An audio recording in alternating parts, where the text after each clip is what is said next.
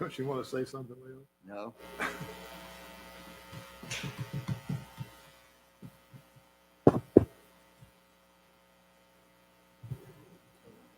Hear me. I don't get another. No. Close to being correct.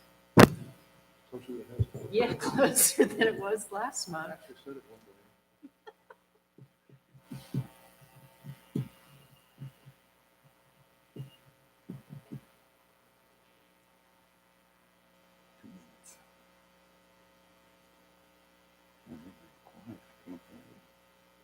No chattering.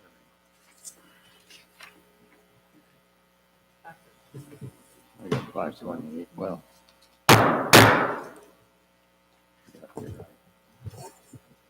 The regular meeting of the Southern Shores Town Council for December the 1st, 2020 is now in session.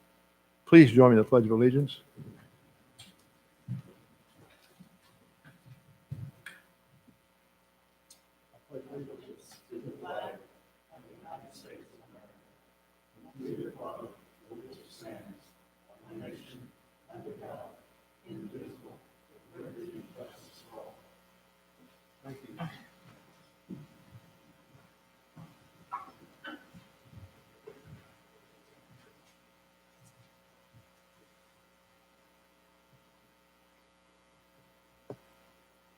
I would now ask you to join me in a moment of silence.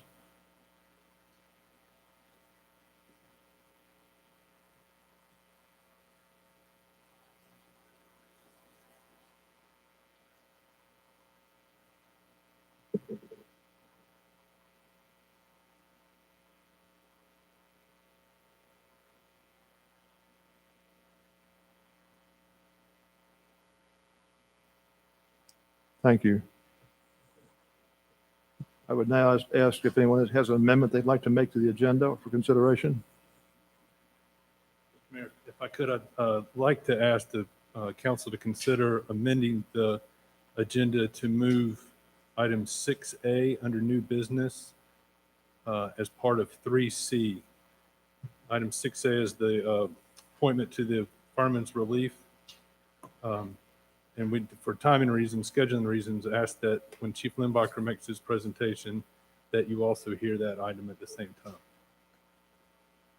Thank you.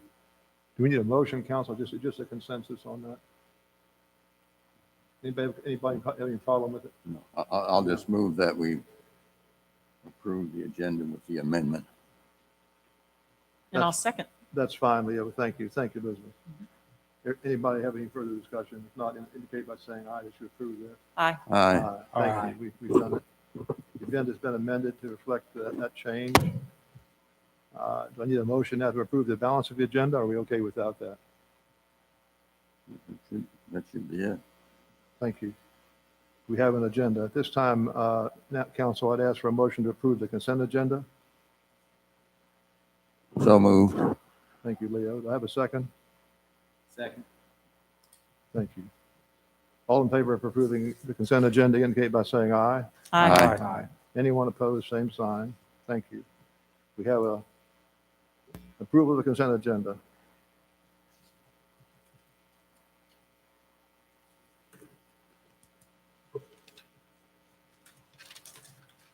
The next item on our agenda is a tribute to one of our neighbors.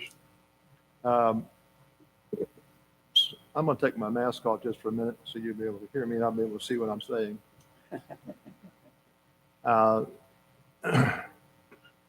Some weeks ago, Warren Davis's daughter, Jan Parton, asked me if it would be possible for a town to recognize her dad for his 37 years volunteering here on the Outer Banks. and could be also recognized and celebrate his upcoming 100th birthday. It is an honor to have long-term resident Warren Davis here with us this evening. Good evening, Warren. Warren was born on December the 16th, 1920. He really is celebrating his 100th birthday this month. He's in Muskogee, Oklahoma. He's an Okie. He retired from the Gulf Oil Corporation in 1983 as the chief economist in the Department of Corporate Planning. He and his wife, Jane, moved to Southern Shores that same year, and he became involved early on in volunteering with many organizations. One of his first volunteer efforts being the U.S. Fish and Wildlife Service from 1983 until 2020. I'm sure a good bit of that time was spent at P. Allen. Warren also served as the vice president of our own civic association from 1995 to 1987. He also served on their long-range planning committee from 1989 until 2000, and on the architectural review committee from 1996 until 2002.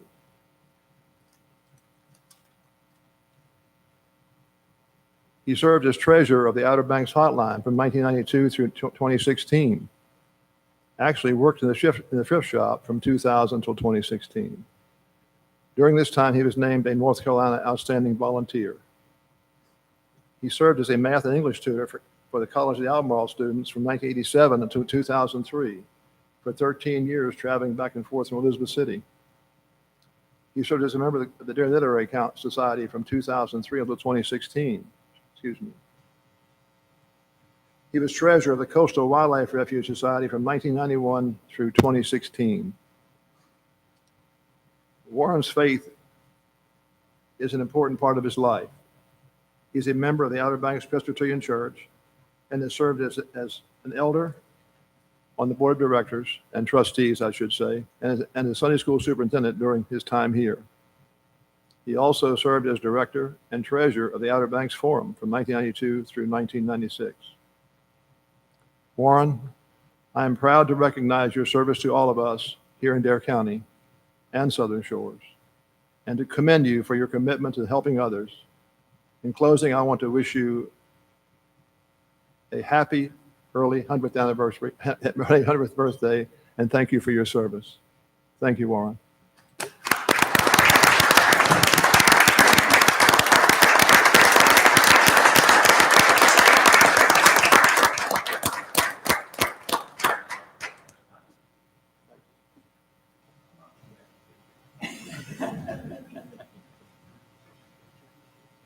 Yeah, can we get a picture together? I'll walk down there, Warren. I'll put my mask back on.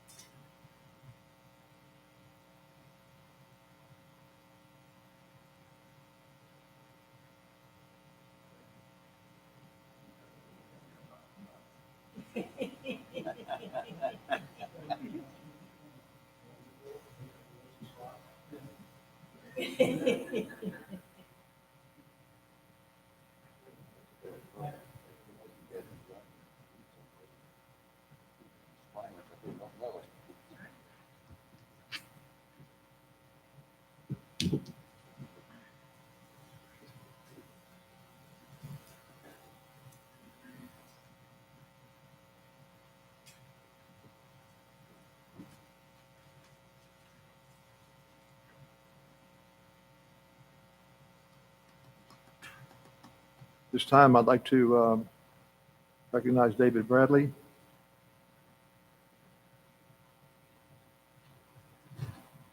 For those of you that don't know, this is Forrest Hood, our Public Works Supervisor. Forrest has been with the town for 5 years now. He started as a part-time employee in 2015.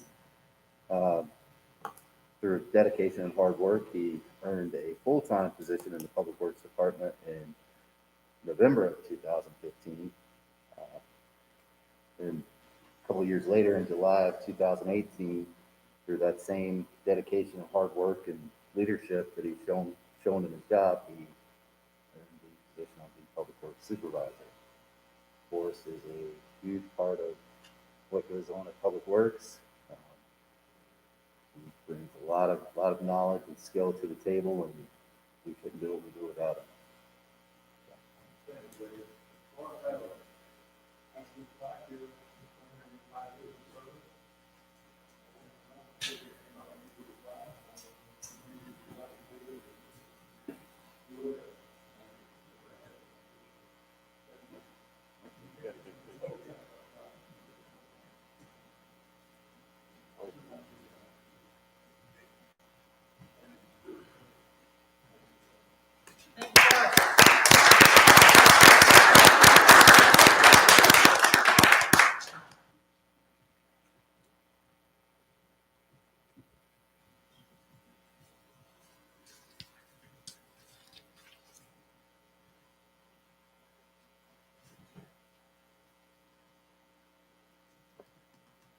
At this time, I'd like to call on Wes Haskett if he's here. I can't see you behind the easel there, Wes. To introduce, I think, Marcy Baum and Kevin Clark. Yes, sir. Good Thank you, evening, Mayor. Wes, and Marcy, thank you. you can come over.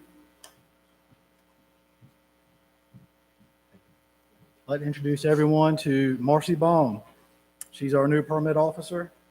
Marcy's first day with us was November 16th. Marcy was born and raised in upstate New York, where she graduated high school in 1991. She came to the Outer Banks in 1993 for vacation and fell in love with the area and never left. She's raised her family here on the Outer Banks and has worked for the last 26 years in the customer service industry. Welcome, Marcy. Thank you, Wes.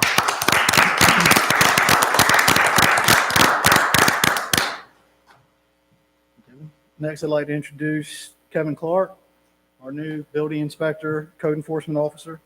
Kevin's first day with us was today. Welcome. It's your orientation. Kevin was born and raised in Stony Creek, Virginia, and moved to Dare County in 1989 after vacationing here several times a year for most of his life up to that point. He has raised his family, including 2 kids, here in Dare County. And Kevin has been a licensed electrical contractor since 1995, became a building inspector in May 2017. Kevin currently holds level 1 certifications in building, electrical, mechanical, and plumbing. Welcome, Kevin.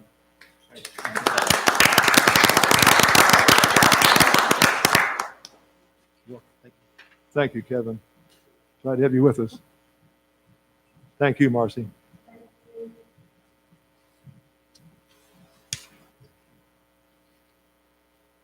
This time I'd like to call on Terry Gray. Good evening, Terry. Mayor, thank you. Yeah, I appreciate you letting me be here and seeing a good friend of mine, Cliff.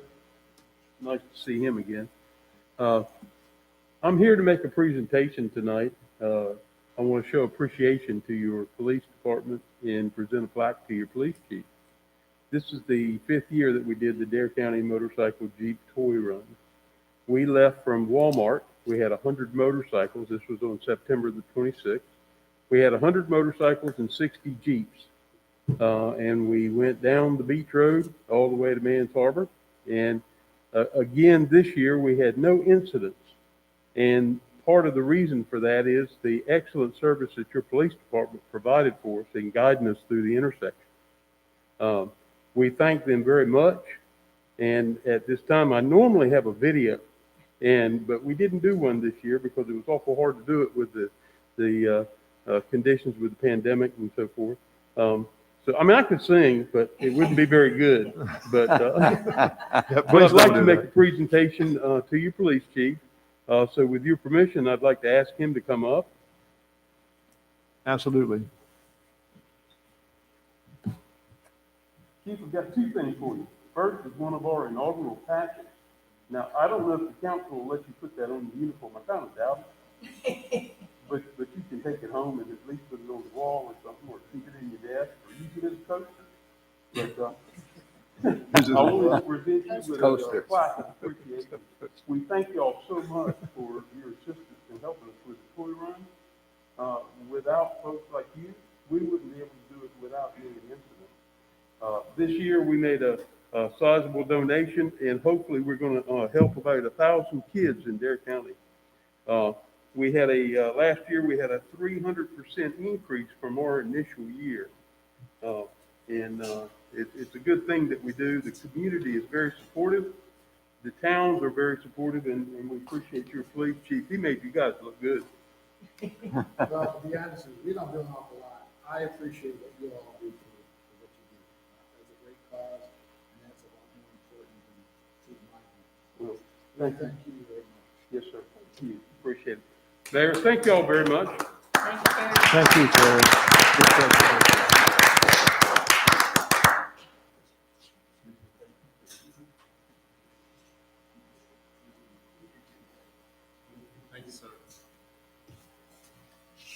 It's nice to have people in the room, isn't it? Anybody else notice that? Yeah. Very positive meeting so far. That's wonderful. This time I'll call on our Deputy Town Manager, Planning Director, for his report. Good evening again, Wes. Good evening again, Mayor, members of council. Have a brief report for y'all tonight for the month of November. There were a total of 42 permits issued that consisted of 9 zoning permits, 18 building permits, 13 trade permits, 2 lot disturbance permits, and the total amount of fees collected in November was $4,776.10. With respect to the town code update, the town attorney's comments have been addressed and the necessary revisions have been made. The planning board will begin its review of the public hearing draft at the January 19th, 2021 planning board meeting. Y'all have any questions? That concludes my report. Any questions, council? Thank you, Wes. Thank you.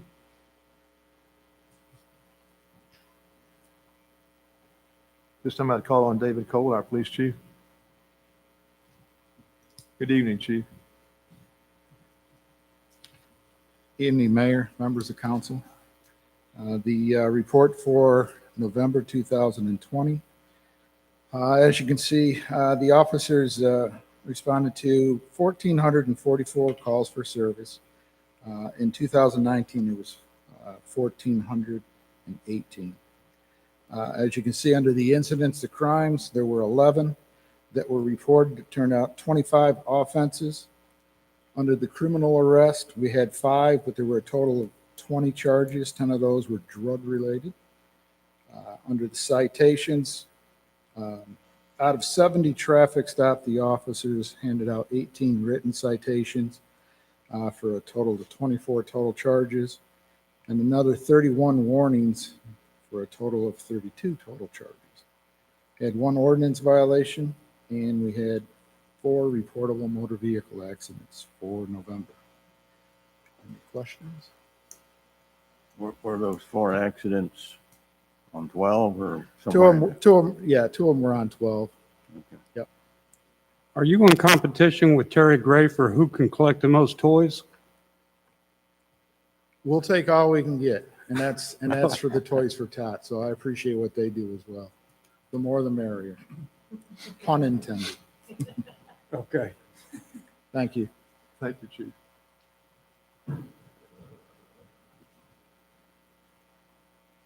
This time I'll call on our town manager. Okay, fire I'm department. sorry. No. You come on up. It's my mistake. Ed, our fire chief, I'm sorry. Creature habits. I read one line down too far. For the month of November, fire department was dispatched with 42 calls for the entire month. Pretty simply, two structure fires, 1 fire within the kitchen and the cooking, 1 passenger vehicle fire, 18 EMS calls, 1 motor vehicle accident with pedestrian involved, 2 with no injuries, 1 surf rescue, 1 water rescue, 4 service calls, 1 public service, 2 dispatch canceling route, and 7 fire alarms. And that's it. Pretty uneventful this month. Any questions for the chief? How does that compare with last year at this We're time? way behind last year. Last year was 60 for the month. So, A little bit worse. Everyone's settling into the new building yeah. pretty well? Oh, yeah. Yeah, it's very nice to have a home again. Great. It's real nice to be able to do the job like it's supposed to be done. So, very nice. Yep. You have also make the appointment for a Southern Shores citizen, as a trustee of the Southern Shores Fire District Yep. Firefighter Relief Fund. Mhm. You want to handle that too? Sure. Lorelei Costa is moving out of the area. We used to be on the relief fund board, and she also had a friend that was from the hospital who's no longer doing it. As you know, we appointed Aaron. I forget his last name. The guy that had the fire at 229 Wax Myrtle, and we're going to replace Lorelei with Monique. I'm sorry, I forgot. Mims is the new last name. She's married now, so I got to remember the new last name. But that I believe that She's- was Haslam. at was one with us time. as a support member for a long Okay. time as a firefighter. Then she got busy running the dental practice in Elizabeth City, so she's agreed to come back with us and just take a little bit of responsibility for me. So I appreciate it. Thank you, Ed. Council, I need a motion to appoint Monique Mims. Is that correct, Monique? To a 2-year term on the Southern Shores Firefighters Relief Board of Trustees. Do I have a motion? So moved. Thank you, Jim. I'll second it. Thank you, Leo. Any further discussion? If not, I'll call for the vote. All in favor indicate by saying aye. Aye. Aye. Aye. Anyone opposed? The motion's been approved, and I want to welcome you, Monique, to your term. Thank you.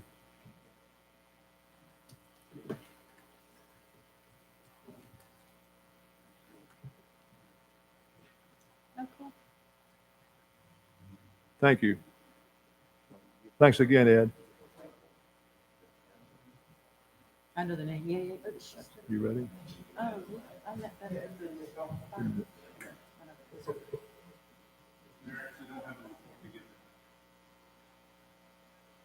We can move right along then, can't we? All right. Town attorney's report.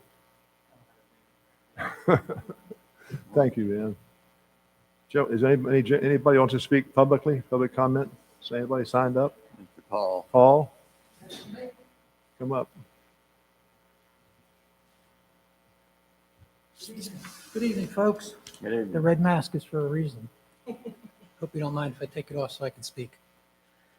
For those who don't know me, I'm Paul Borzolino, 16 7th Ave, Southern Shores.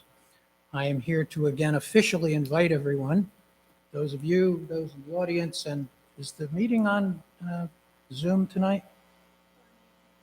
Okay, all of you out there in YouTube Live land, all invited to my Christmas display. I'm going to give out cards to all of you up there. And I would just make note of a couple of things. My display does not start until December 15th, so don't come out tomorrow night unless you want to help me set it up, because I'm still busy setting things up. The card says, and it's very important, park and walk into the pool area. I found last year lots of people just drove by and saw the house and saw the lights and took pictures, and there they went. Please feel free to park and walk into the pool area. I have lots of inflatables in there. I think now my inflatables number is above 100 inflatables.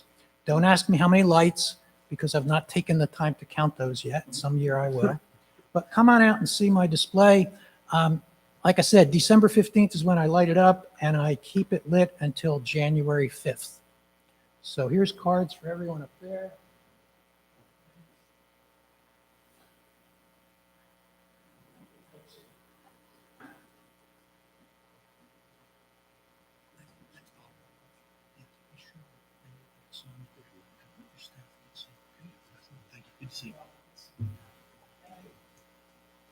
Thank you, Paul.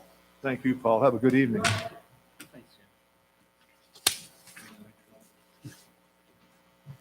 Pass it out to church, I guess. I think the next item of business is the Historic Landmarks Commission appointments on tab 3.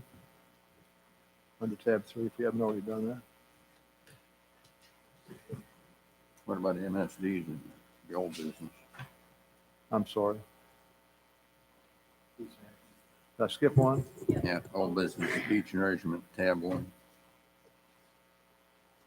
Wait a minute, you got me confused now, Leon. Tab one, okay, that's why I got confused. Yep. I'm sorry. I got ahead of myself.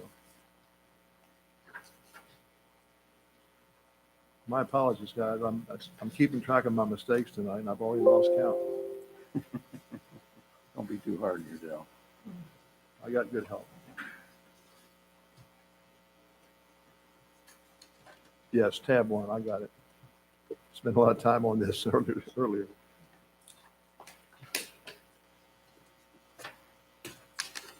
As it says here, there's no action at this time that town council needs to take. However, staff appreciates any feedback and discussion to generate a consensus among council members to establish the districts. We're talking here about the beach nourishment MSD boundaries. I think most of us have seen the paperwork on this and actually discussed it in most cases with our manager. Does anyone have any thoughts they'd like to share with the rest of us and or the manager at this time?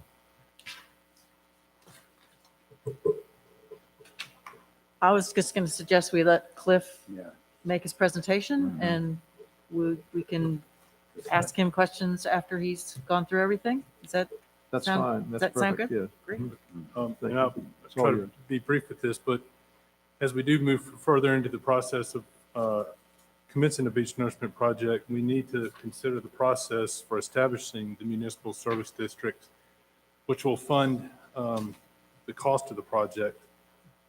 So that's the point of tonight's presentation. As the mayor said, we're not asking the council to make any decisions tonight. This is really just for informational purposes. And I won't click on this link, but the first thing I'll point out is the North Carolina General Statutes, it's Article 23, General Statute 168, starts 536, I believe, are very direct about the process for establishing a municipal service district. They're very prescriptive. They walk you through exactly the motions and the actions that you have to take, calendar it, and you follow those in the process of establishing the service district. And that's briefly what I want to go over. Before we can advertise for a public hearing, we have to prepare a report. And the council will direct staff to prepare this report. And it has three portions. It's a notice that'll be mailed to everyone in the MSD. It's the notice for the public hearing.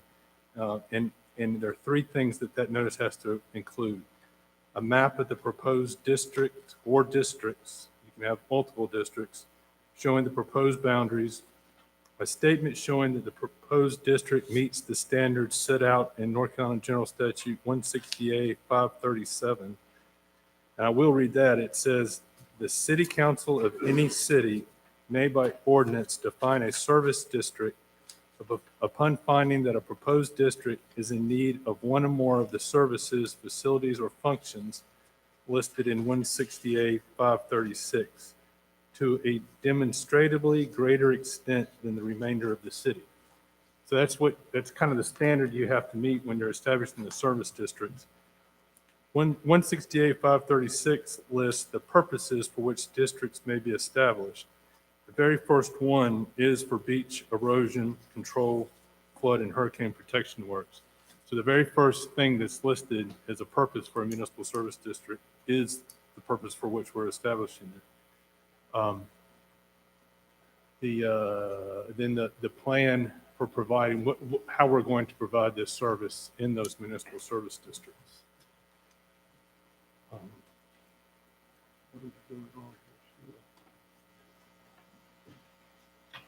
Okay, so this is an example of what that notice would look like. And again, there are three things. And this is a draft. This is just only for an example. This is what we would mail to the property owners in the municipal service districts. This is what the clerk would keep in her office on file at town hall for people to come and see. This is what would be advertised for the public hearing. Very first thing is you would identify the municipal service district boundaries, and this is an example of what the municipal service districts could look like. At the bottom, there's a map that shows one district, which is the oceanfront in blue, and then the second district encompasses the properties that are east of NC 12. There a statement indicating that the services are needed in the districts, again, to a greater extent than the rest of the town. And I listed a statement there. And then the plan for for providing these services. Obviously, we're proposing to dredge and place a certain amount of millions of cubic yards of sand on the beach to meet the purpose. Okay. Oh, it's down there. Okay. Thank you. Oh. Okay. So that notice has to be published at least once, and it has to be not less than 1 week before the date of the hearing, before the date of the public hearing. The notice also has to be mailed at least 4 weeks before the date of the hearing to all the owners of property in those proposed districts. This portion that was added to the general statute a few years back, that there's a requirement that owners may request to be excluded from the district by submitting a written request to the council no later than 5 days after the public hearing. Council may exclude the property after making a finding that it is not in need of the service. Those that come to the public hearing can speak, and they can explain to you why they feel like they should be excluded for whatever reason. That you can imagine what some of those reasons may be, but that you don't have to, obviously you don't have to act on those. You don't have to take any action of those, but you have to give them the opportunity to be heard. And then ordinance must be adopted by a majority vote of the council at 2 separate meetings. So I put together a kind of a hypothetical timeline as we're moving forward. Again, tonight we're just here to talk about, kind of to initiate this process. I highlighted January 19th as being somewhat of I guess, a critical date. At that meeting, Ken Wilson with Coastal Planning and Engineering will be here to present to you 2 things. One, the findings of the monitoring report that's in draft form right now that's concluded, to kind of give you the state of the beach at that point, and then also to present an update on the scope and design of the project moving forward for the 2022 project. So I know it's hard to imagine that we're already talking about that, but this project is designed to be or planned to be let contracts next spring. Also at that meeting, that's really when you're going to have to start deciding what these boundaries are going to look like. And of course, the unknown, the big unknown at this point in time is the amount of funding we're going to receive from the Dare County Beach Nourishment Occupancy Tax. And Dare County has yet to make a decision on that. They're weighing the need for a project in Avon, and they should be hearing that soon, hopefully this month. But by the January 19th meeting, I fully expect you'll know the amount of funding that will be received. Now, you could direct staff at that meeting to prepare the report that I just outlined, or you could move that until the February meeting. But and so then if you were to do it in the January meeting, we would prepare and file a report at the clerk's office by mid-January and mail out all the notices by the end of January. We would publish the public hearing notice in February, and the first public hearing would be held in March of 2021. You don't have to take a vote. Obviously, you could have the public hearing that night. You could take a vote, the first vote on passing the municipal service district at that meeting. If you did, the April meeting would be the second vote. May 2021 is a date that the Dare County Tax Department has requested that we have our municipal service districts established by that point. It's really important for folks to know that it's going through this process and establishing the municipal service districts doesn't mean you've decided what the rate is. As you know, you will establish the tax rate for these districts. You can do that with the adoption of the FY 21-22 budget. It's a tax that's passed with each budget each year. You could set the rate with this coming budget year for the next 5 years. That rate could change. But they've asked that we have these established because they have to create a new taxing district. They have to set up it's a new process in their system, so they're looking for at least the boundaries, but not the tax rate by that time. The next slide will show maybe a little more. There's about a month of wiggle room factored in here. You could have the first vote at your first meeting and the second vote at your second meeting, so you buy some time.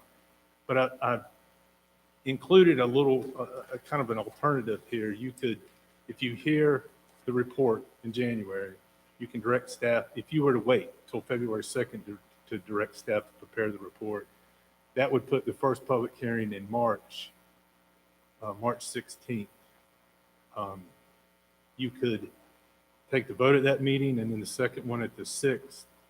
But if you were to go this route, have the public hearing in March, second meeting in March, your two votes in April, then we'd meet that May 2021 deadline.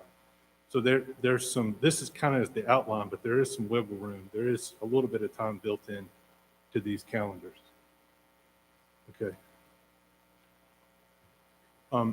Before I talk about kind of how the process of, what these MSDs might look like, I just wanted to remind you all, back in January of this year, you heard a presentation from Doug Carter and Associates, and there were several different scenarios. This slide shows the assumption that we're doing a $16 million project. And based on the funding for the other projects in Dare County, in this particular project, the funding from Dare County would about half of it, or half, about $8.1 million would be funded up front. The other half would be what we would borrow. And you remember the Carters talked about it, each town had to have their skin in the game. And that amounts to 7.82 cents of every town's tax levy is what your skin in the game is what you contribute. So what that means for us is we have to generate about $1,225,000 yearly as payback for this project. But remember, the Carters also said that you would have to negotiate the remainder of that with the county to make up that other half. So we'd be borrowing $6 million, paying it back out of the MSD, and the other 2.8 would be coming from additional contribution from the Dare County fund. Okay.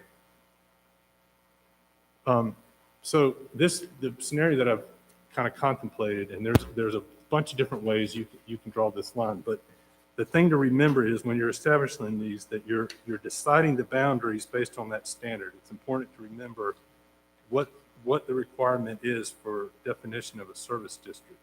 The city council of any city may, by ordinance, define a service district upon finding that a proposed district is in need of one or more of the services, facilities, or functions to a demonstrably greater extent. So the entire town receives a benefit from the beach nourishment project, but the municipal service districts are receiving a greater benefit than the rest of the town. So in this scenario, it contemplates that MSD 1 is the ocean front, and that's for all properties that abut the ocean. Now, that boundary could be for all properties east of 12 Ocean Boulevard, because there's a few properties that are east of the beach road, so to speak, the ocean side of the road, but they don't necessarily abut the ocean. And then the second MSD shows all those properties that are east of NC 12. I should have said Ocean Boulevard for the Ocean District, then NC 12 for the next. But this just shows that these two districts are getting a bigger benefit than the rest of the town. And then the next one, and I'll point out, I can do it here. Another thing to remember is that if you're in MSD 1, you're also in MSD 2. Your MSD 2 overlaps. The project boundaries have to include, the MSD boundaries have to include the project. So the MSD 2 would kind of go all the way to the beach. So MSD 1 would be paying both of these rates. MSD 2 would be paying one. And then they both would be paying the town-wide with everyone else. This narrows what I just described in the other one. It just shows that it just narrows the benefit to those that are the most closest to the project. And then I Okay. This seems kind of, I think I described it today, is that, you draw lines, it's almost, you're establishing the boundaries, but I just wanted to illustrate that there are some, if you just pick everything east of 12 as being the standard, then what I'm about to show you is answered. But you've got some properties along the way that, like for instance, this one, you can see at the south end, drawing the difference of benefit between MSD 1 and MSD 2. In some of these, you got some decision points, I guess. In this one, if you go to the next one, you can see there's properties that don't abut the ocean, but they're proximity-wise, they're getting essentially the same benefit. And again, if you pick the beach road, then some of these properties will be included. If you pick just those that abut the ocean, some of these will be excluded. But there's points along the way that when we establish the MSD, we'll have to be very clear about what those boundaries are. And then I think there's one more when you get up to the northern end of town.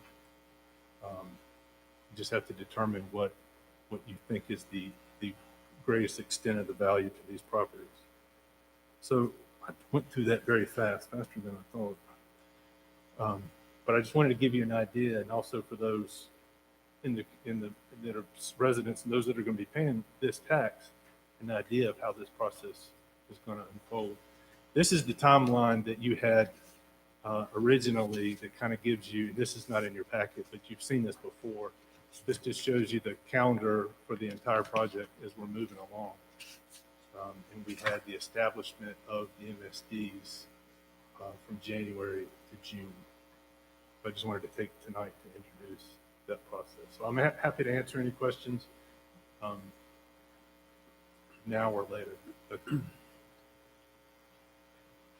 I'd like to ask one question and then make one suggestion. When is it that did you say that Dare County would make a decision on the monies that they could relay to us? Well, it could be as early as this month, but I fully expect, in my conversations with the county manager, he understands how important it is for us in our planning and us moving forward. So he's encouraged his board to hear this and make a decision. And I think their board also understands the timing, how important it is to us. So I picked that January 19th date for those two reasons. One, I'm confident you'll know by then. And also that's the date that Ken Wilson will be ready to present to you his part of the puzzle. The reason I ask that is because that's going to be very important to us as we try and develop the MSDs, but more importantly, as we go into budget negotiation, deliberations, in setting the actual rates for the MSDs. So that's going to be pretty important that they give us time to do that. Yeah, and that's one of the reasons I pointed out that right now, based on the assumption we're going to get, the numbers that I showed you, those MSDs and townwide are generating a little over $6 million. If we get anything less than that, then we're generating higher taxes because we're going to need more funds to pay for the project, if we do a project. Yeah, I can actually see the whole shape of the MSDs and the number of the MSDs, the different districts there could be influenced by that amount of money that is available from the county. But anyway, my suggestion is that if you go back to the notice that you would be sending to the property owners. Yes, sir. Yeah, that one's good. Any one of those is good. I'd like to just suggest that you put some street names, at least for the major streets on there, so people can kind of identify what's what in the town. Okay. Not everybody knows the streets as well as we do. I know that curved line is NC 12, but some people may not know that. That's right. Some will know it as Duck Road. When you get up into the numbered streets, maybe just do every other street, first, third, fifth, et cetera, or whatever. And it seems like Hickory would be a a designated point. That's the beginning of the SSCA oceanfront property, so. That's right. But anyway, those are just suggestions. Yes, sir.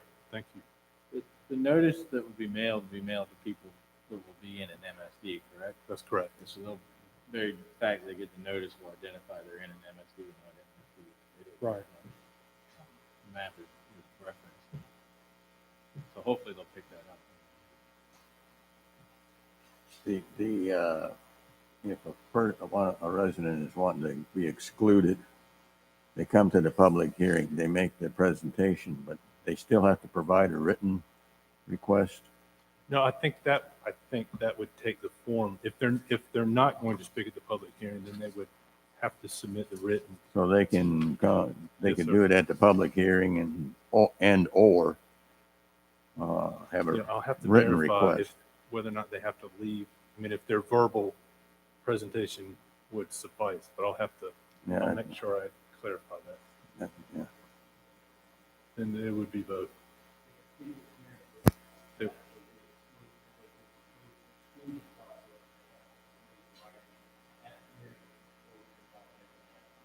Okay. Okay, so you have to do the writing. You have to, yeah. Okay. And can that public notice be more than one? It says you have to do one, could there be two? Yes, sir. As long as it's at least once, at least 1 week ahead. We can do it as soon as you decide. We can advertise it weekly, for 4 weeks up until the public hearing. Yeah. I think the more we can tell them about it, it might be easier to sell it. Yes, sir. Are you looking for boundary guidance tonight so that on the 19th you can produce a couple maps for? No, but I just on the 19th I will be. Okay. So on the 19th we'll discuss. We'll say we think this boundary would be good, and then in the February meeting there'll be a renewed map based upon that discussion. Yes, sir. Okay. All right. One other question I have is that, is it possible without too much effort to get some idea of what, for example, oceanfront properties in Kitty Hawk or Nag's Head are taxed so that we can kind of compare where we're going, where we're trying to go, we can compare. Yes, sir. I can do that. That's not trouble. Okay. Thanks. Yes, sir. The tax department ascribes a higher tax rate if you're under ocean influence. I mean, they already do that. So, I mean, a lot of this overlay already matches that. I think there's a couple outliers in Seacrest Village. But, I mean, if we had a comparison and maybe what might be captured that wasn't an actual ocean influence property. Does that help? Would that help your? Yeah, well, yes. I can give you the ocean influence map. Yeah. Or just whether or not they are. It doesn't matter necessarily the gradation. Okay. Yeah, when I looked at that today, and they're There's some weird ones right on Duck Road that aren't in ocean influence. yeah.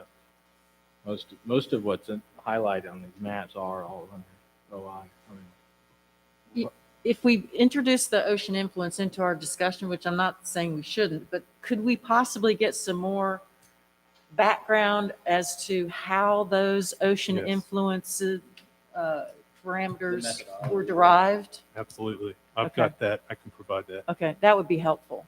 Because it's from the tax office, correct? That's right. Yeah. So I think that would add to our discussion if we could, Yeah. have some Okay. additional information about can how they provide that. derived, because it is not particularly, in some cases, the outliers are, you would really scratch your head. Why would that be an ocean influence? Mhm. Yeah, these two Because some of these behind properties us. behind the Pitts Center here. That's right. They're nice views up there, but Especially that on just Skyline. seems, They are out there. I would like to know how they came up, if we could, a little bit more information about how that was derived. And the rest of the town they're not in an MSD then, or? No, the contribution from townwide would basically be coming from the general fund. Now, you could Well, it would be coming if right now, if town tax rate's 19.58 and we added 2 cents, it would be 21.58, and those 2 cents would go to pay for beach nourishment. Oh, okay. That kind of parries into the next question. Just if we wanted to increase rates at the commercial district, they don't need to be an MSD. We just increase those rates. They contribute to general fund. General fund That's contributes. exactly right. If we were to seek funds from some of the commercial districts for beach nourishment, they do not have to be a standalone MSD. We would just increase the rates for those districts, and then the additional revenue from that would be contributed to general fund, and the general fund would fund beach nourishment. We talked about that briefly this morning, I think. Yeah, we were talking about, there's at least a couple of non-residential properties that are adjacent to NC 12 in town. And would we, if we use properties that abut NC 12 on the west side as a guide, would you just skip over the commercial properties, or would you just include them just as you would every other residential Commercial property? valuation was like 35 million. The whole town. I mean, depends how you want to look at it. I mean, that individual property, it might be, this is probably like green, it might be cleaner to just increase the rate for commercial and exclude it from the second. Yeah, I mean, Might be cleaner. the two I have in mind, one is an obvious use that's very commercial, but the other is something that you could, I guess, you could visualize. Perhaps you could get a zoning change and you could cut it up into residential lots and you would change the use of that land. So again, we're getting a little bit more ahead of the game here, If but, they change the use, then it would be under a different category. but if you put them in the MSD, you already have them in the MSD. Yeah. Okay. Thank you. Any other questions for Cliff? No, just thank you, Cliff. Thank you. Well, I'm one. Yeah, go On ahead. our 19th discussion, are we gonna have big blueprints? I mean, how is that gonna unfold? Giving you feedback on boundaries? Do you want us to come with our own sketches or work off what we've already been talking about? I'm glad you asked that, because I would almost envision drawing the map on the screen. Mhm. You know, having, it may have to cut it up into sections and go back and forth, but we could actually kind of from north to south or south to north, draw the line. You know, again, if you say all property west of NC 12 that abuts NC 12, you know, that captures a lot. Mhm. But I would just envision we just kind of draw it in as we go. If that works. No, that'll work. Yeah. Yeah. Then we'll all see what That- we're. And I guess it doesn't really matter that with valuations yet. We just need to figure out the math portion. Okay. Okay, thank you. Thank Thank you. you. I think that concludes our old business, right, for this evening? The way I read it, we're down to item B under new business. Tab 3. I think I'm right about that. Yeah, you're right. Historic landmark group. And yes, Historic Landmarks Commission appointments, and I'd make a motion to appoint Tony DiBernardo and Richard Perkins as members of the HLC, Historic Landmarks Commission, with terms that are valid until December the 1st, 2022. And I'll second that motion. Thank you, Jim. Any further discussion? Just a question to Wes. Have you had any luck in gathering somebody else to replace Lorelei Costa? No, sir, not at this point. In the next newsletter, we'll put some information about that, saying that we're seeking volunteers to serve on that committee. Are you optimistic somebody will volunteer? Yeah, I'd like to be. Yes, sir. Okay. What will the residency requirement? I mean, could a non-resident owner be a member of the committee? I think the ordinance specifically says resident of the town. Y'all want to think about amending I guess we should see if we get any it? Yeah, we can applications. start there. Let's Yeah. see if we get somebody, and then we might have. There's to some go very back. vested non-resident owners in the historic nature of the town. Indeed. We'd probably make every meeting. Yeah. We'll see if we get an applicant. And Tony and Richard are already currently serving, and Yeah. they have served at least one term that I know of. Do you know if they've served more than one term? They, let's see, this would be their second term, Okay. I believe. The other members, Lee Whitley, Christine Koussis, they're 3-year terms, and they were reappointed in 2019. They, Richard Perkins and Tony DiBernardo's terms are 2 years. Gotcha. They're all original members. I'd like to mention, Matt, I think that's a good idea, and I think also that there is precedent in town for non-resident property owners to be on committees and boards. So, Elizabeth, I'm sorry, I didn't hear what your reply to him was, but I think that could be an issue to visit in the future. Yeah, all I said was to Matt's point was, let's see if we can get a A resident. resident property owner to volunteer first. And if it doesn't look like we can do that, then consider amending the ordinance. Agreed. I would have to check the statute to see if that we could even do that. Okay. Right. But I'm, Look into it. yes, ma'am. Okay. Hopefully that won't become an issue. Okay. So I feel a motion on the floor to appoint Tony DiBernardo and Richard Perkins as members of the HLC with terms that are valid until December the 1st, 2022. And that motion's been seconded. We've had some discussion. All in favor at this time of appointing Tony and Richard to this job, these roles, indicate by saying aye. Aye. All right. Motion's made and carried to appoint Tony DiBernardo and Richard Perkins as members of the HLC. Thank you. Moving ahead to item 4. Give me a second to get my pages over.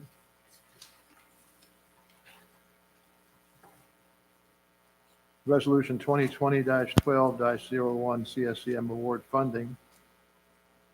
This is monies that were a grant that was apparently we had an opportunity to apply for, and we were found favorably, and it allows us to grant us some money. We have there's certain steps we have to take. So I would make a motion first to approve the attached amended conflict of interest policy. Do I have a second? I'll second. Any further discussion about that? Anybody have any questions about that? If not, I'd ask for the call for the motion to be approved. All in favor indicate the approval of the motion by saying aye. Aye. Aye. Aye. Anyone opposed? Motion is made and carried to the attached amended conflict of interest policy. The second motion is to approve the resolution titled Water Resources Grant and the attached appropriations request with accompanying letter and requesting funding. With company requesting funding, not and funding, but letter requesting funding. Do I have a second to that? Second. Any further discussion or questions about that? If not, I'd ask for the motion to be approved. All in favor indicate by saying aye. Aye. Aye. Aye. Anyone opposed? No. No. Thank you. Motion is made and carried to approve the resolution titled Water Resources Grant and the attached appropriations request. Anything further we have to consider in that section, Cliff, that you know about?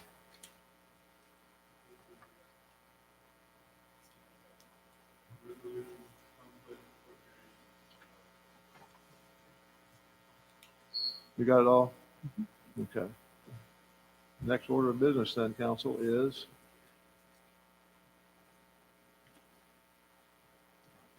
I need fewer pages in my book. Simple as that. Or more fingers.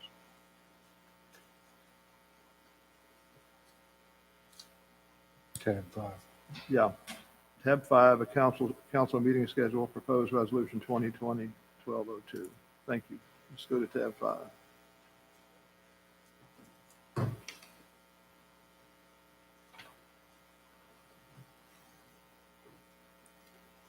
I think what we need here is to adopt the schedule as presented to us for council meetings for this coming year, starting January 5th, 2021. Our wonderful town clerk pointed out to me earlier today that April 6th is spring break for the children. And if they are in school, I may not be available for April 6th. It'd be okay to go to the next week. What's your thought? I understand you might not be here. Mhm. What are your thoughts on that from council also, but also from the staff level? I need to get some input there as well.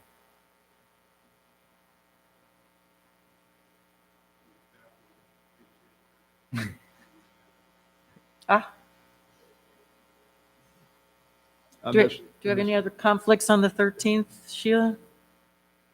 Any conflicts with the venue or anything? We did something similar for this year's schedule, didn't we? Yeah. We did. I have no problem with moving it to the 13th. I have no problem moving it to the 13th either, but what are our budget workshop anticipated dates going to be?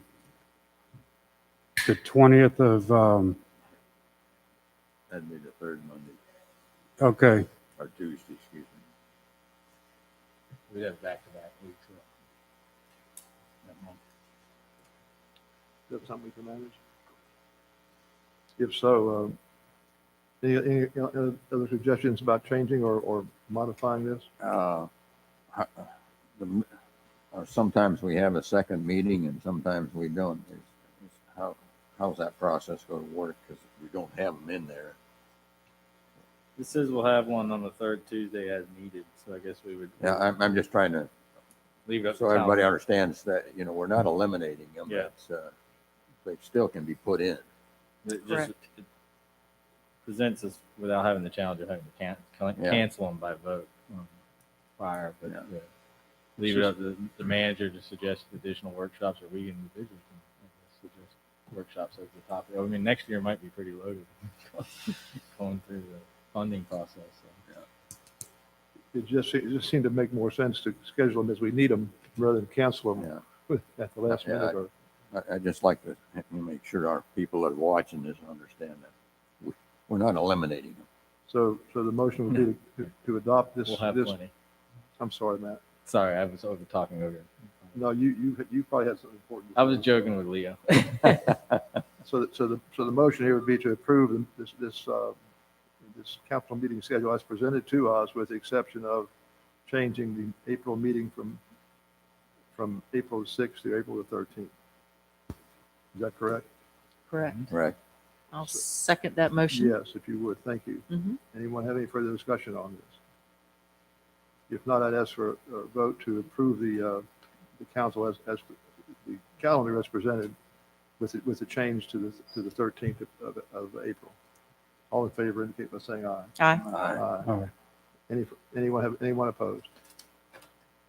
Council's made and passed, Sheila, to adopt the schedule for the meetings as it's presented with that one change.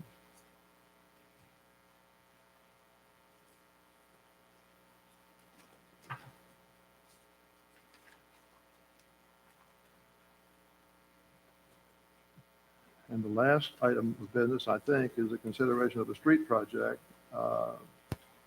Wood Duck Court asphalt overlay, which is tab 6 in your book. As I recall, this was brought to the Streets Committee, and with an estimated cost to do it, and the explanation of why it was important to consider it. And the Streets Committee has decided just to forward it to the council rather than just make a decision on it, and that's fine. So our question tonight is, council, do we want to go ahead and direct our town manager to use those funds, $18,430, to make the necessary repairs, improvements to Wood Duck Court? Any further discussion about that? Anybody questions about it? do we need to make a motion? Yeah, I was going to see if anybody had any discussion about it versus the background. So if you want to make a motion, we can do that. I think that at this CIP committee, the committee was in overwhelming support of advancing this project this year simply because it fit within the remaining funds and was a project that could be accomplished this year with what was already allocated fiscally for it. And I believe, weren't there two residents from there at Yeah, we the had two meeting public that were comments. encouraging? The two residents that were at the Capitol, well, it's now called the Streets Committee. Committee. The two residents from Wood Duck Court that were at the Streets Committee, I met and talked with beforehand. Okay. And they both indicated that, well, they pointed out the problems, but they also pointed out that there are a bunch of kids on that street that like to play down in that cul-de-sac, and it's just, it would facilitate that. That's not a reason to spend $18,000, but with the whole issue going on, is definitely worth spending that money for. They've got some problems down there. Storm drainage, and the street is just narrow as can be, the cul-de-sac area.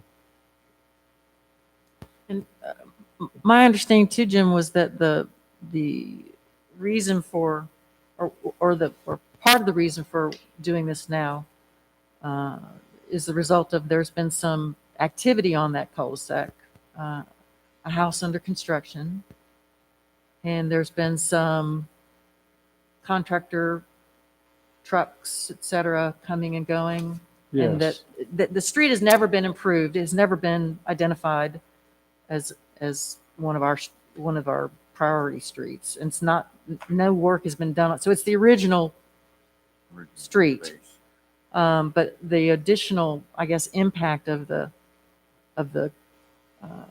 activity is the reason the street is in even worse shape than it was before. It was probably not great before. I would tend to agree with that. It's, but which came first, the chicken or the egg? It may be that the road was not up to quite the standards to I'm handle sure, that. And also because of the narrowness of the road, it was hard. I can see me pulling the small trailer I have, it'd be hard to stay on the road. So, you know, I think it's post-construction damage, yes. And as far as that tree goes, that is not the kind of tree that should have been planted in that cul-de-sac. So anyway, it's kind of, I didn't get a lot of concern. Well, I didn't get nearly as much concern about the tree in the middle of that cul-de-sac as I did about the condition of the road and the storm drainage that was going on there. But yeah, you're spot on in my opinion. Yeah, so I guess the only comment I would make is that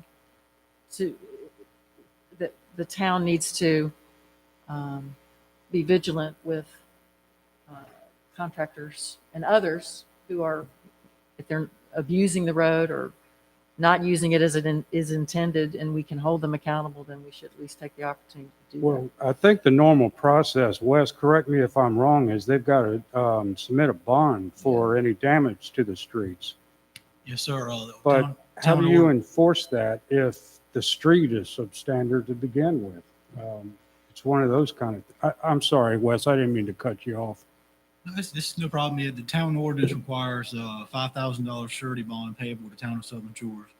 And in some cases, well, since I've been here 11 years, we never had to actually call the bond on a contractor. Usually the contractor says, we'll take care of it. They can obtain the materials and use their helpers to do it.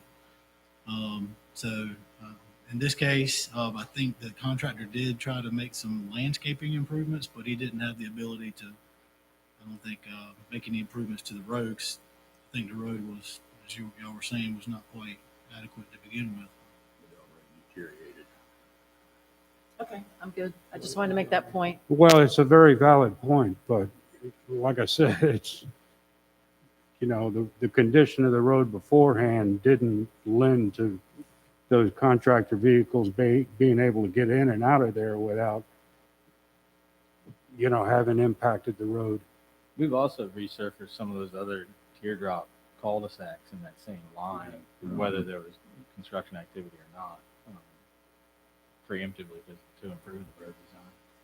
So whether that, you know, we need to vote on this, but it didn't rise up to the streets committee maybe because none of our committee members lived on Woodbury. You know, it's one of the conversations that I was hoping to pivot to at some point that came up in the committee. The committee was largely against it, was embarking upon a paving study for the town to have sort of an objective analysis of our streets, and then perhaps the committee could weigh in upon that. If it would be, that was probably the meat and potatoes of the whole committee meeting was what direction does it go and how do we evaluate the streets moving forward and how does it go into our capital outlay plan. You know, we have an unassigned fund balance of excess funds, and we need to figure out how to allocate it over the next 10 or 20 years. That I'd raise it during this situation, but we can vote on this, and then I wouldn't mind having a discussion just because the committee wasn't in favor of it. I think because they didn't want to spend town money. They thought, I got the impression, and I don't want to speak for them, that the members thought that if they spent money on a paving study, we wouldn't do that same dollar value in street repairs that year. That obviously would not necessarily have to be the case. It's up to council to decide. I just would like to revisit it for a minute after we vote on this. If that's okay with you. Probably should have added it to the agenda. So we have a motion on the floor, I think, to direct the town manager to go ahead and implement this improvement of the street.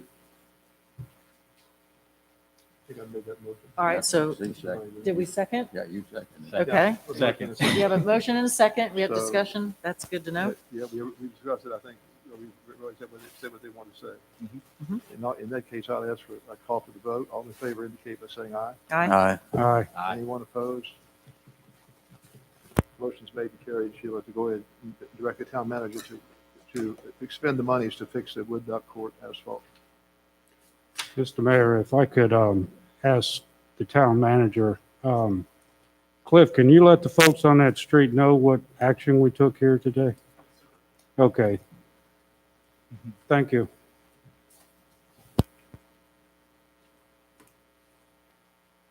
At this time, I'll open general public comment. If someone else has anything you want to say, Paul, you want? Do you mind if we take a second to discuss maybe embarking upon a paving Oh, study? no, go ahead. That's good. I mean, I can make a pitch for it, but and again, the committee wasn't necessarily in favor of it, so I'm sort of going against the committee I chair, which I'm not entirely comfortable with. But I do think when we're looking at the capital outlays and how to plan it out and allocating streets per year, I think having a study to refer to that was objective and sort of a scientific basis would be of value to the committee.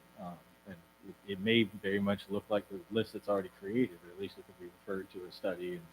And, you know, some of the factors that will play in are sort of important ones, like traffic served on the streets, dollar impacted, residents impacted, number of cars on the streets, some more complex calculus than I think initial sort of off-the-cuff impressions can deliver. And we had one. I was notified by the engineer that we had one previously, and it was the basis for our discussion for a while, and we've disembarked from it. And I think it would behoove us to move forward with another study.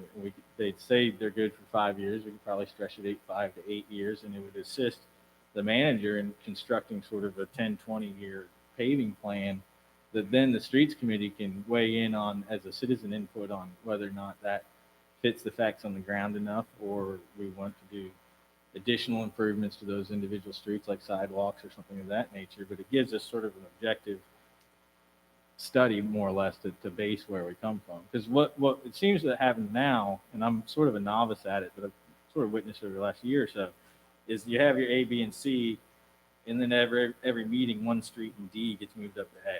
And then, you know, it's just, if you have the paving study, you got it marked out, and it's really the dollar allocations. And we can take our thoroughfares that need the service, and we can say, well, we've got big, expensive thoroughfares that we need to do. Let's parcel those out over a 4-year period. And here's the feeder streets that are next up, and we can tackle that with the rest of the money. Or we don't need to spend all of it this year. We're going to put some of it in the capital reserve fund and then save it for next year when we've got a big feeder street to tackle. And I just think it would help the financial planning in our preparation to attack these capital infrastructure projects to a greater extent than we currently have the tools to harm. Another thing that we talked about at that committee meeting was trying to establish a designated fund for some of these capital improvements. For example, the culvert over, what is it, Trinity Trail at that point, Juniper? Trinity and Juniper. That's a very expensive item, and that could take up an entire year's budget, if not more, to fix that one problem alone. So that we, on some of these major streets, we might consider setting up a designated fund for those and take a few years to build up enough, but then we could get it done without grossly impacting all the other streets that we're working on. Now, I would like to point out that I'm in total agreement with you, Matt, that I think that an updated traffic analysis plan or street analysis plan is appropriate, but I always urge caution that the metric where we weigh too much about how many houses are served by that particular street. For example, Hollow Beach Court was one of the worst streets in town. And at the time, it only had 1 or 2 residents on there, but those 1 or 2 residents really they deserve to have,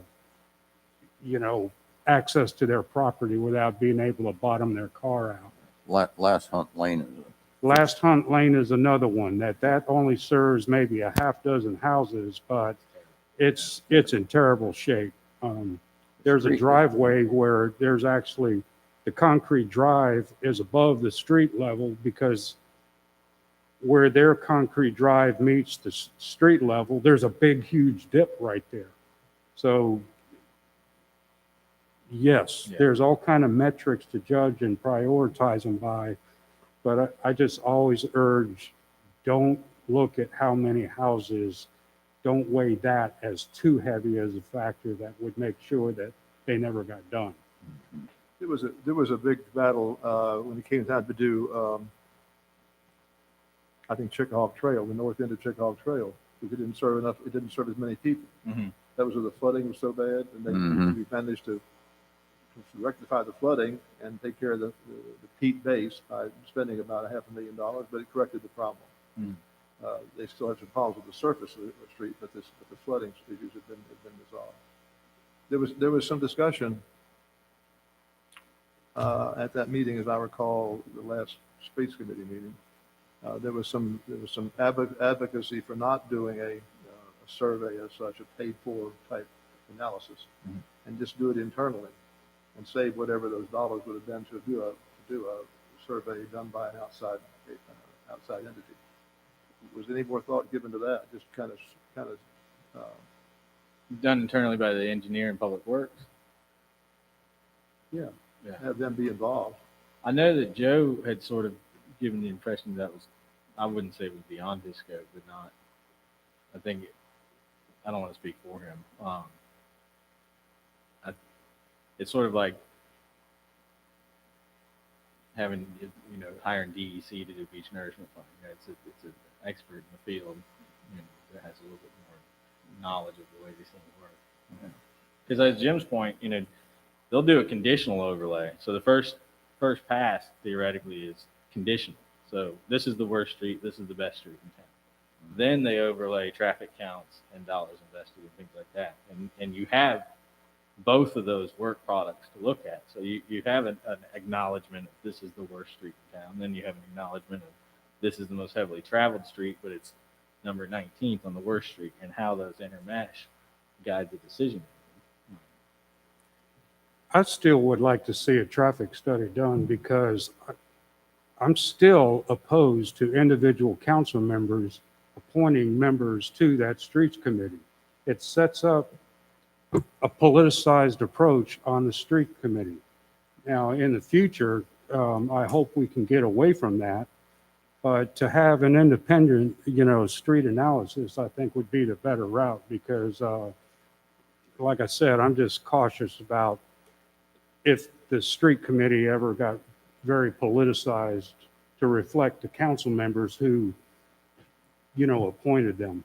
I know what you're referring to now, Tom. We were talking about instead of the individual members proposing the streets on the list, it would come from Public Works and staff. They would add the problem streets to us, much in the way this wood duct came to us, because it was a complaint-driven thing to staff, and then staff elevated up to the committee, elevated the committee. And I think potentially that would work.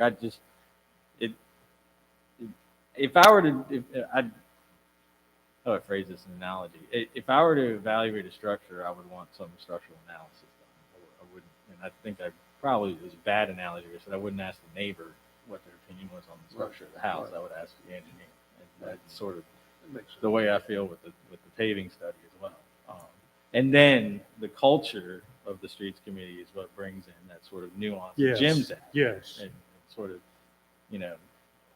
hopefully it still is an effective tool and it doesn't get totally washed with nuance at that point. But I don't see that happening now I on don't that think so streets either. committee. And it gives a really good basis. And there's a couple different ways the RFQ could be written. And I mean, I really have full belief that Public Works and our manager can deliver this. But I mean, you can have it as a conditional study with certain factors overlay prioritization.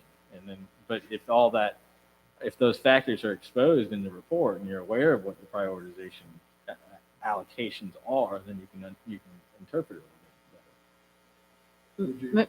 May I make a suggestion? Did you guys schedule another streets committee meeting? Not officially. We There- talked about meeting in January again.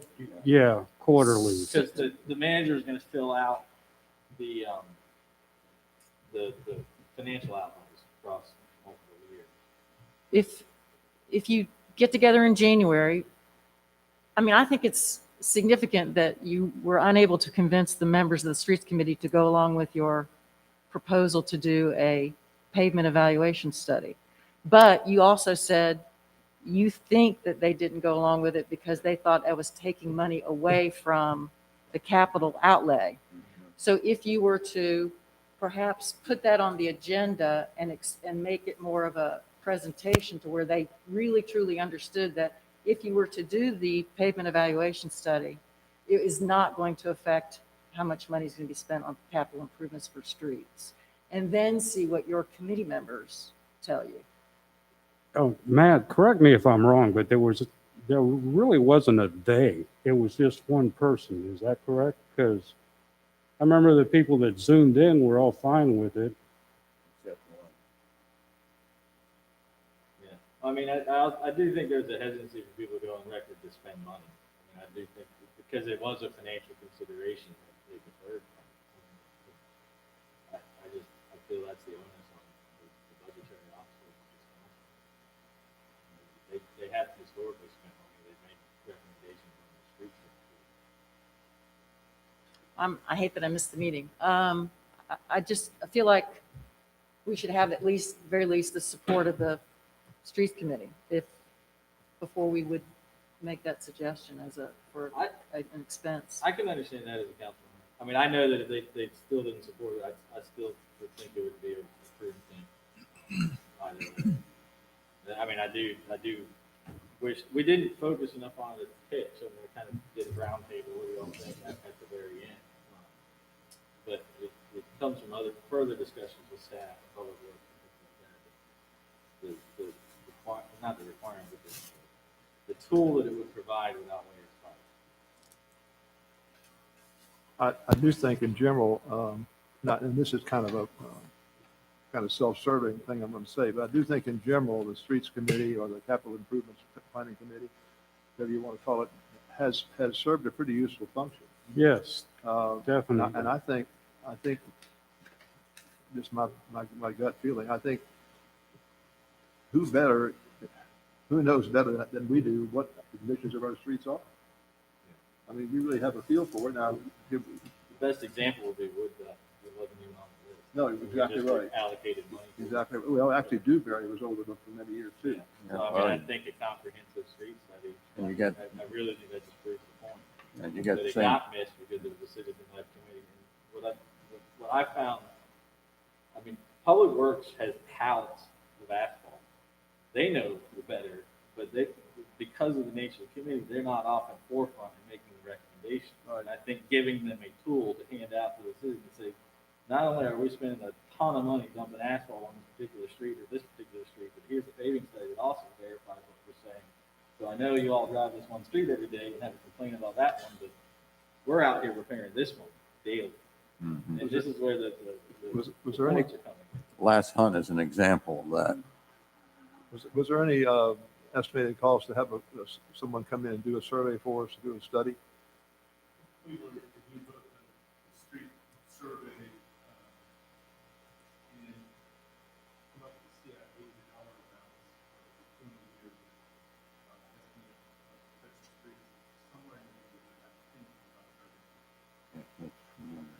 $30,000? Yeah.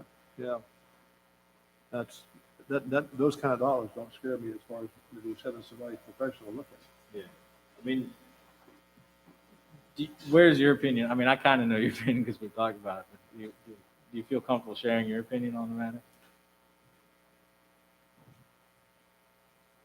I do think those studies are worthwhile because you can set the criteria that the professional engineer is looking at, and it can be anywhere from the alligator cracking, the raveling, all the patchwork that's done, the rideability. There's several different things that can be evaluated, and then based on the percentage of those, how bad those things are, you can kind of lay it out into high, medium, low priorities, and then you start to set out a plan moving forward for how you're going to address. I mean, it's your largest capital expense, and right now we're talking about spending 5 cents a year of a 20-cent tax, and I'm not 100% convinced that we're doing it in the most efficient, effective way we possibly can. If we're looking at it in a broader picture, we may be spending, we may be able to capture more projects with less money over a longer period of time. I just don't know. I know the numbers we've looked at 40 million over the next 30 years. That's some of the other studies I've looked at, they don't cost quite that much to do an aggressive 20-year, every street's overlaid at least 20 years. I do think there's a lot of benefit to it. If we're doing a inch of asphalt overlay, is that the right thing that we should be doing for all of our streets? Should we be doing something more or something less? And I think you can get all of that out of a study. I'm convinced. I'm sorry, what? I'm convinced. I would support it. Your hesitancy is mine as well, or your initial hesitancy was mine. Yeah, but But I like Cliff's recommendation has convinced me. I like the idea though of these consultants will come and speak to the streets committee. They can come and answer the streets committee's questions directly, and give a much more eloquent and elaborate justification or the purpose behind doing a study than I did. I mean, they can explain the detail of what all goes into it, and the committee can give input into what's evaluated. I think Matt said it pretty good earlier with, I'm not going to get you exactly right when I quote you, but he said that this can serve as a valuable tool for the streets committee to go ahead and deliberate and make recommendations to council on. I think also, to be a little long-winded, I'd like to point out that from my impression, the history of the whole streets committee started off with 1 or 2 gentlemen driving around and looking at the streets of town. Bill Story was one. And they made recommendations to council on how, this street really needs to be redone. And initially, it even started off with just repaving these streets, but then we started getting more professional advice on some of this stuff, and we started finding out that, well, it's not just the dip in the road, it's the underlaying. It's what was done down when they built these roads initially. So I think this traffic analysis, or the road analysis, serves as a next logical evolutionary step in how we deal with all these streets in town. Okay, so do we need to make a motion tonight to direct our town manager to go ahead and try to find someone to give us one of these report like we're talking about, or do you want to delay on that and just think about it some more? What's council's pleasure? I'm prepared to make a motion to instruct the town manager to present an RFQ to private enterprise to provide a street paving study for the town of Southern Shores. Do I have a second for that? I'll second it. All right, any further discussion? Just one question. What was the motion for the town manager? Town manager to create an RFQ or actually produce an RFQ for bid. And then the bids would come back and hopefully we can have recommendations on them and discuss them and get your input on which ones you like. You want me to go ahead and put the RFQ out there? That's what I'm getting I'm at. comfortable with that, but I'm willing to draw it back where you draft an RFQ we approve, if that's more comfortable with everybody. I'd be just as soon to get the process started personally. What are your thoughts, Cliff? Well, either way, you got to approve it. Ultimately, you're going to have to, if I went ahead and put an RFQ out now and brought you some proposals, you're going to have to approve those anyway. So I guess it's just instead of a two-step process, it's a one-step. Do you want to read the RFQ, or are you okay with it? I mean, we don't typically read the streets RFQs themselves, so I would be happy to make the motion clear to direct the publish an RFQ for the street and paving study for the town of Center Shores. Get some idea what it's going to cost us to do this. I think that's the key thing. We have an idea, but Right, I can gather. It's easy to get, what other towns have paid right. our size. I mean, we've got 37 miles is a lot of miles for a town. Mm-hmm. If we put, it's as many as any of the towns. if we put an RFQ out, they'll come back with prices, correct? Or is prices? Yeah, I mean, this we're asking for a service. We're asking, we're not, so yes, we would be able to do that. So I'm okay with actually moving forward with the RFQ. That's what my motion is. I want to clarify. And that's what he seconded. And I Okay. second Wait a it. minute, I got.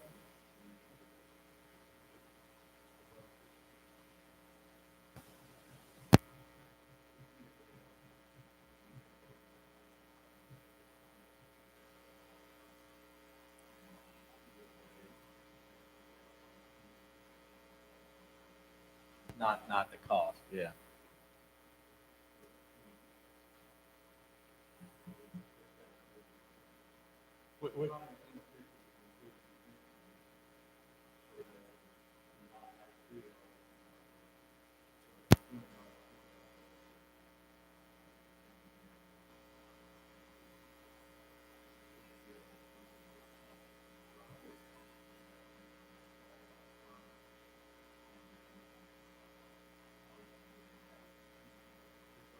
Yeah. Look, So how do we amend our motion to make it cover what? I can withdraw the motion and restate that the council directs the town manager to seek proposals for a paving study of the town of Center Shores. Yeah, an RFP, not an Yeah, RFQ. I'm not even gonna use legal Alright. terminology, seeks a proposal. So if we do a request for proposals, can you, I mean, we're asking for we're asking, unlike hiring an engineer for the town where you can't go through that process, we're actually creating a document.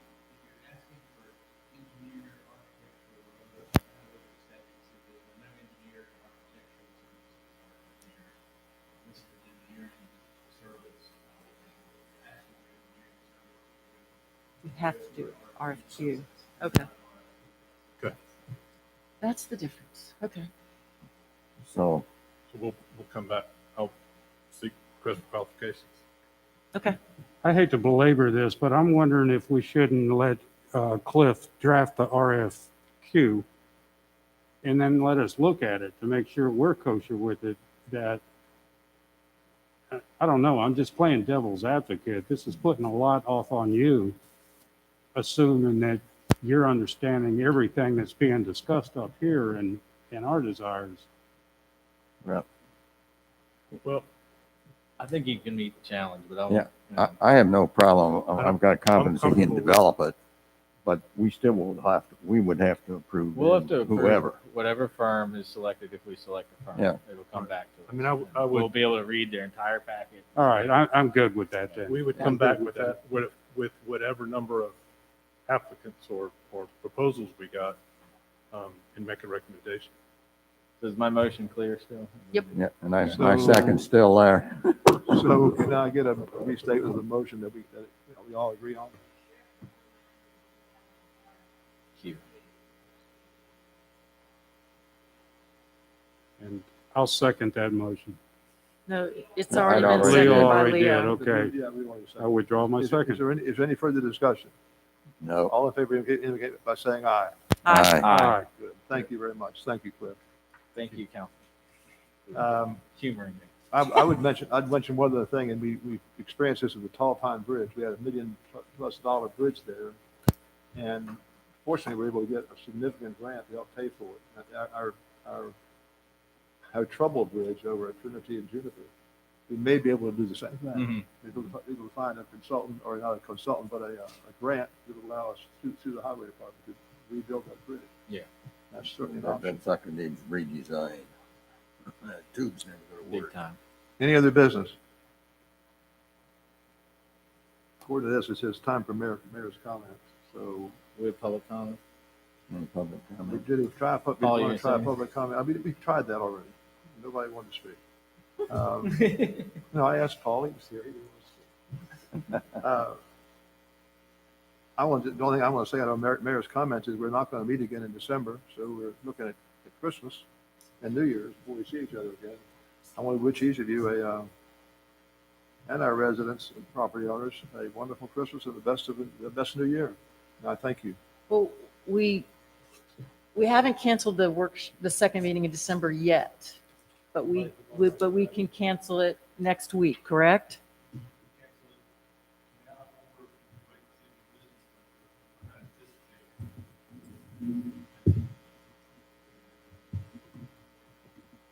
Nothing on the agenda now.